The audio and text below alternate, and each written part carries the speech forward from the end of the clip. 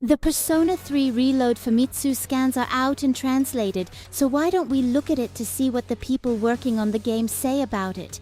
Before we get into it, we must thank the Twitter user here for translating this interview and even leaking much of it beforehand. Yamaguchi.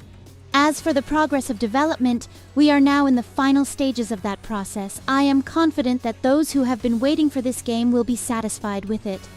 During a period where I was faced with a difficult decision, I would often forget my position as an Atlas staff member and think about what would make me happy if I were a fan waiting for the remake. Nitsuma. From the very beginning of proposing this project, we had the keyword birth in mind. In other words, the entire team worked on this project with the idea that it would be a deeper dive rather than an evolution of Persona 3.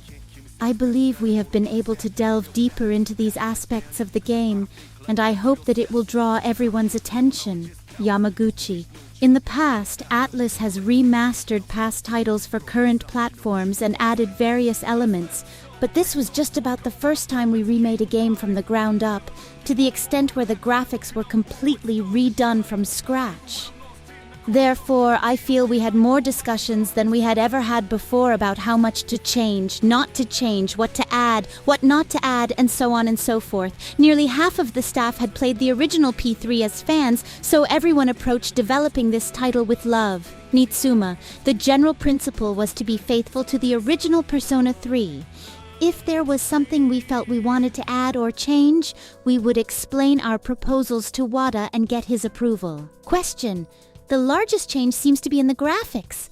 Was it difficult to recreate the original game that was released on PS2 to be of the same quality as Persona 5? Yamaguchi.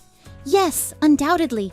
When it comes to the characters, we put in a lot of intense effort to recreate the 3D models, 2D cut-in illustrations during conversations, and other graphical elements that players would expect from current Persona titles. Particularly, we put a lot of effort into achieving a level of detail that players have come to expect.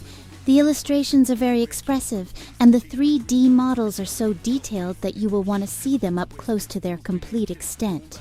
Rather than simply enlarge the field, we reorganized it so that there is a sense of density, both as a gameplay element and landscape. We have also created fields that will allow players to feel the density of the landscape before them. Nitsuma. Just about everything has been redesigned, but the biggest change in appearance would have to be Tartarus.